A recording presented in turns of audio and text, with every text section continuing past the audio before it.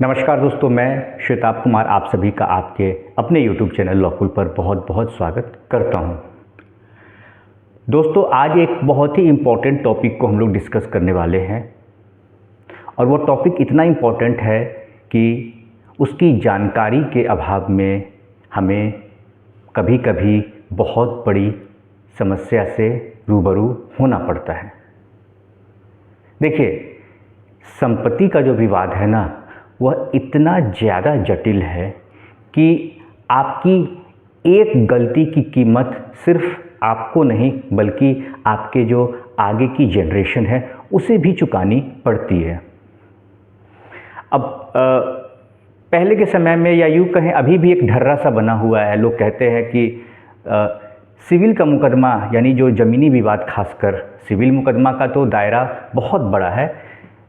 चूँकि आज हम लोग ज़मीनी विवाद पर चर्चा करेंगे तो उसके संदर्भ में यह कहा जाता है कि अगर किसी व्यक्ति ने मुकदमा अगर किया है सिविल का, ज़मीनी विवाद का, तो उसका पोता भी वह लड़ेगा केस।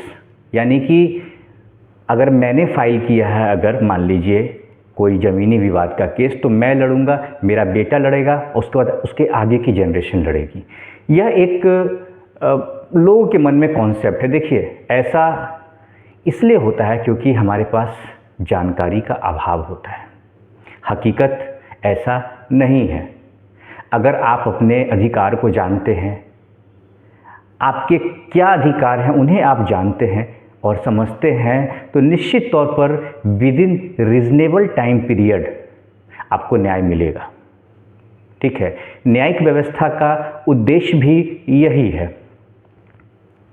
अब देखिए, एक सवाल था, मेरे एक सब्सक्राइबर ने मुझसे पूछा था कि सर, अगर परिवार में कोई बंटवारा हुआ है तो वो बंटवारा अगर रजिस्टर्ड नहीं है तो वैसी स्थिति में क्या उस बंटवारे को सही माना जाएगा या नहीं। देखिए, मैं आपको बता देता हूँ। पहले क्या होता था कि पहले के ज़माने में कि किसी ने, मान लीजिए 3 भाई हैं, एक भाई को एक हिस्सा मिल गया, दूसरे भाई को एक तरफ दूसरे तरफ से हिस्सा मिल गया, तीसरे भाई को तीसरे तरफ से हिस्सा मिल गया। ठीक है, मौखिक रूप से बंटवारा हो जाता था। तो अगर इसी बंटवारे को अगर आप एक शेड्यूल प्रॉपर्टी, जो सेटलमेंट शेड्यूल होता है, ठीक है, जिसे आप सहमति बंटवारा भी कहते हैं, और कहीं कहीं सुनते होंगे आप फैमिली सेटलमेंट डीड, अगर वह आप तैयार करके आप बंटवारा करते हैं और उसे अगर रजिस्टर्ड नहीं भी करवाते हैं, फिर भी वह संपत्ति का बंटवारा मान्य होगा। अब यह बात मैं नहीं, यह बात सुप्रीम कोर्ट ने कहा है।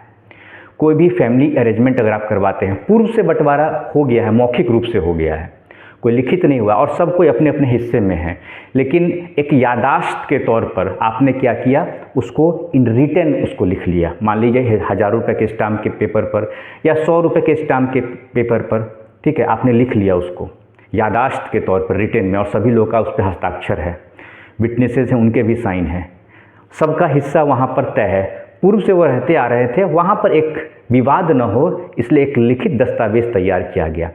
ठीक है, उसमें और अच्छा यह हुआ कि आप उसमें 2 लाइन और जुड़वा दीजिए कि पूर्व में हम लोग का बंटवारा सहमति से हो चुका था, यादाश्त के तौर पर, और भविष्य में किसी प्रकार का कोई विवाद न हो, आपसी विवाद न हो, कोई मतभेद न हो, या आने वाली जनरेशन है उसको किसी प्रकार की कोई दिक्कत न हो, इसलिए यह बंटवारा हम लिखित रूप में भी तैयार कर रहे हैं, जो कि आपसी सहमति से तैयार किया जा रहा है।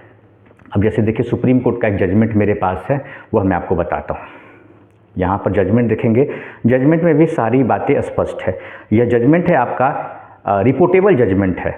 देखिए, civil appeal number 6141 of 2021 arising out of SLP number 25745 of 2016।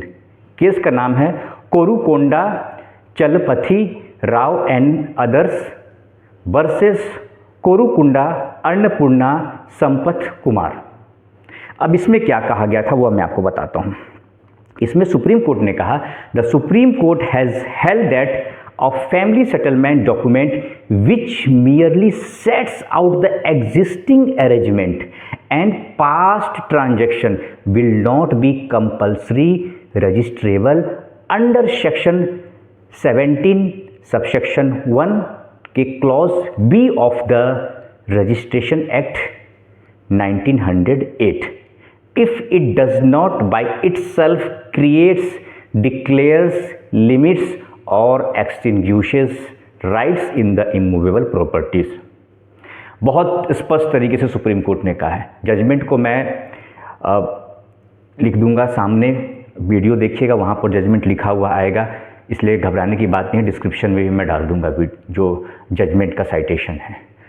लेकिन समझने वाली बात यहाँ पर यह है कि सुप्रीम कोर्ट ने बिल्कुल स्पष्ट किया है कि पूर्व में अगर परिवार के लोगों के बीच में सहमति से बंटवारा है, देखिए लिखा भी हुआ लाइन कि supreme court has held that a family settlement document, जो फैमिली सेटलमेंट डॉक्यूमेंट होता है यानी आपसी सहमति का जो बंटवारा का दस्तावेज होता है, जिसमें कि कोई एग्जिस्टिंग अरेंजमेंट यानी कि वर्तमान में जो लोग अपने अपने हिस्से में रह रहे हैं, ठीक है, जैसे मान लीजिए मुझे आगे का हिस्सा मिला था, मैं आगे मकान बना के रह रहा हूँ, एक भाई को पीछे की तरफ हिस्सा मिला था, तीसरे को बगल से हिस्सा मिला था, तो वो एग्जिस्टिंग अरेंजमेंट है, उसी एग्जिस्टिंग अरेंजमेंट की बात कर रहा है। तो वो एग्जिस्टिंग अरेंजमेंट की चर्चा उसमें हो या फिर कोई पूर्व में पास्ट में कोई सहमति बनी हो लेकिन लिखित में नहीं है, तो किसी प्रकार का विवाद नहीं हो। इसीलिए क्या होता है कि जरूरी नहीं कि उस डॉक्यूमेंट का रजिस्ट्रेशन करवाया जाए।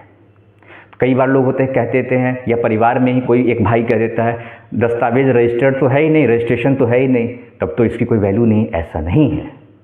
ये परिवार के बीच में, देखिए अभी बता रहा, इसमें कोई राइट टाइटल डिक्लेयर नहीं किया जाता है, क्योंकि वो आपके परिवार की ज़मीन है। तो हिंदू सक्सेशन एक्ट जो है उसके हिसाब से आप ही परिवार के आप वंशज हैं, तो आप ही को हिस्से में मिलेगी। इसमें सबका हिस्सा तय होता है, ठीक है ना।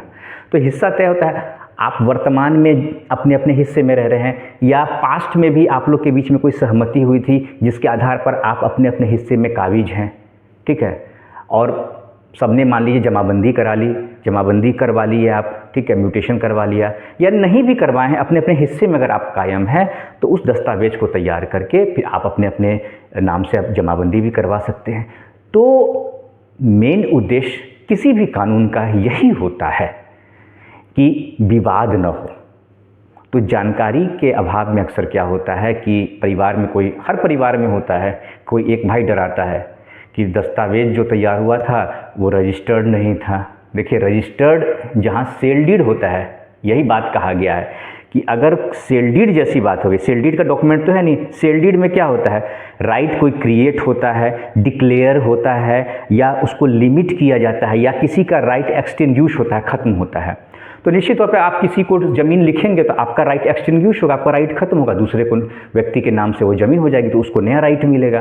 लेकिन यहाँ तो बात है नहीं, एक ज़मीन का प्लॉट है, परिवार का है, ज़मीन है, उसमें से हिस्सा लोगों का तय हुआ, ठीक है, एग्जिस्टिंग ही था क्योंकि सब हिस्सेदार हैं, बस सबके हिस्से में कौन कौन सी ज़मीन आएगी यही तो तय किया गया था। तो दोस्तों जजमेंट भी मैं डाल दूंगा और इस बात को ध्यान में रखिएगा कि इस तरह की परिस्थिति में दस्तावेज को रजिस्टर्ड करवाने की आवश्यकता नहीं है। आशा करता हूं जानकारी आप सभी को अच्छी लगी होगी। जानकारी अगर अच्छी लगी हो तो वीडियो को लाइक करें, शेयर करें और अपने YouTube चैनल लॉकुल को सब्सक्राइब करना न भूलें। नमस्कार।